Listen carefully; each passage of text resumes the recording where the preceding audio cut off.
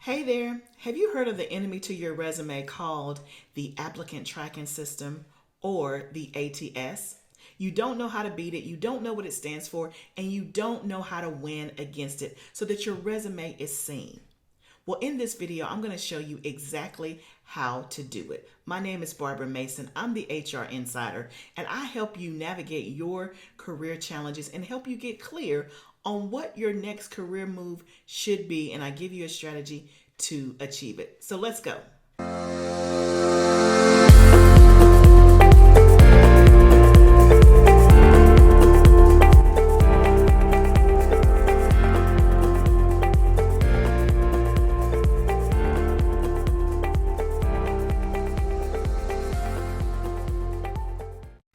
So let's talk about the applicant tracking system, known as the ATS.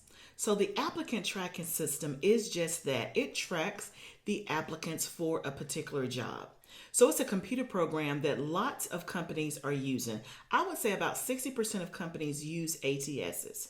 Usually it's going to be your pretty large corporations, usually a lot of government entities. The people that are not using applicant tracking systems are typically going to be smaller companies, small nonprofits, people or companies that just don't have the infrastructure. Number one, they don't get a lot of volume, or they're not big enough to spend the amount of money that it takes to operate and maintain an applicant tracking system. So everybody doesn't use an applicant tracking system, but many companies do. And so it's important that you know what to do to get your resume seen. So imagine this. A recruiter always has open jobs or requisitions they're trying to fill. And let's just say that for the average job, this is a true statistic, and that for an average job, the average number of applicants is 250. So think about if you're a recruiter and you have 10 jobs you need to fill, and 250 people apply to all of them. That's 2,500 pieces of paper, at least 2,500 resumes. They don't have the time or the energy or the luxury of taking their time to go through and read 250 resumes per job. So that's why companies use the applicant tracking system. They use it to narrow down the candidates and to weed out the ones that are not qualified for the job. Now, let's be real. This is a computer system, okay? So it's not perfect. And so that's why you need to know how to beat it and how it's set up. And so how the recruiter or the hiring manager, what they do with the applicant tracking system is that they put in a profile or keywords about the job they're looking for. And so they may say, I'm looking for an accountant that has 5 years of experience. They've done accounts receivable, accounts payable, forecasting, invoicing, yada, yada, yada, yada, yada. So whatever it is they're looking for, they put it into this system. So here is step number one for you, is when you are applying for a job, you need to know the job description. The job description is your roadmap. And so before Google electronically came along, do you remember back in the day you would go on a trip with your parents and you would get out the map? It would tell you where you are and how to get to where you're going. The job description does the exact same thing. It gives you the clues. It gives you the answers to the open book test. It tells you exactly what the recruiter is looking for. So look at the job description, and I want you to pay attention to what are the core messages or the common themes.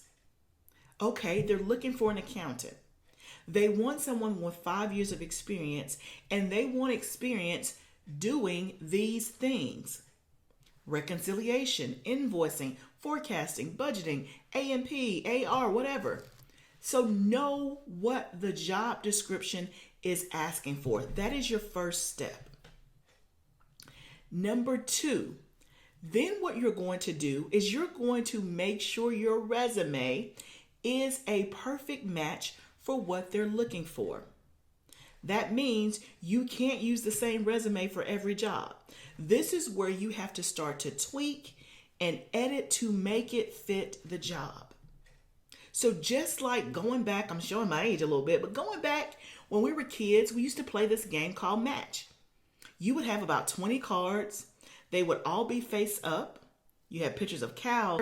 Then you would flip all the cards over. You flip the first card over out of a set of 20. It's a mailbox, a red mailbox. And you're trying to remember, where is the match? Where is the other red mailbox? And so think about that analogy. The job description says, I'm looking for this. Your resume has to be a match. So whatever words that you see over and over again in the job description, whatever words describe what they are looking for, those specific words need to be in your resume.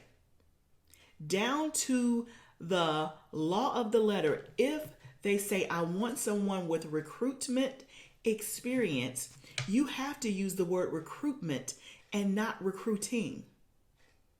If they say, I want accounts payable, you need to have accounts payable. So your job as the resume writer is to have as many matches, keywords, and skills on your resume that the job description has. That is the goal. And so that when your resume gets fed into the system and they start to look at it, the computer system, the magical robots, and the program is set up to find an accountant who has done budgeting, invoicing, forecasting, accounts payable, and accounts receivable, you have those exact words in your resume. And guess what? Boom, there's a match. That means your resume will be in the stack that the recruiter sees. That is first base. That is how you beat, that's how you win at the applicant tracking system. Now, when I say use as many keywords and relevant words as possible, that means you don't just put a whole bunch of words that's in the job description in your resume and they don't make sense. Because when you pass the applicant tracking system and an actual person looks at your resume, it needs to make sense. It needs to be coherent, right? So you're not just pulling together a document that has all of these keywords. It needs to be coherent. So make sure that you're using them where it is relevant. Okay? So number one, know your job description. Number two, make sure that you're using the keywords like you find in the job description. The third way to win at getting your resume past the ATS is to make sure that your resume template is one that can make it through.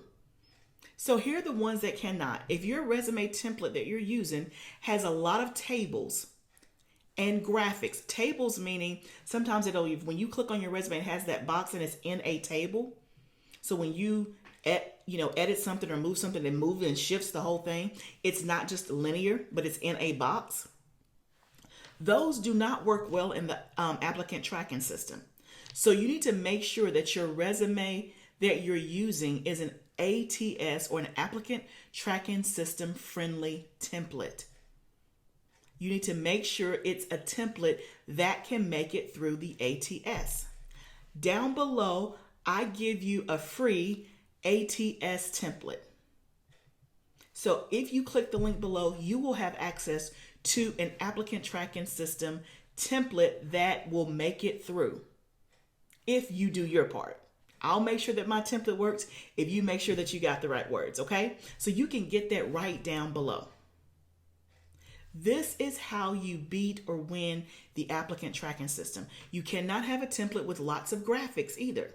You can't have your picture on there. You can't have all these jazzy lines and dots and colors and all of that. Now, there is a place for that. If you mail someone your resume, meaning email, or when you show it for an interview and you're physically handing it to someone, you can use your more aesthetically pleasing resume. Not that the ATS ones don't look well, but they're not as jazzy, okay? That's the best way I can say it. But if you have something that has a little bit more graphic detail, you can use that when you're giving it to someone that can physically look at it. Just don't use it through the ATS system, okay? So those are your 3 tips. Know your job description. Number 2, match your resume to the job description specifically and as exactly as you can. And 3, make sure that your template is ATS friendly. I hope that those tips help you. Go ahead and grab the template down below, and please leave your comments and subscribe to my channel, because if you subscribe to the channel, you're going to get more videos like this helping you navigate your career from all sorts of topics. I help you get clear on what your next career move is, and then I give you the tools and strategy to achieve it. So go ahead, subscribe, comment below, put down your questions or any aha moments you had from this video, and I'll see you in the next video. Until then, expect greater.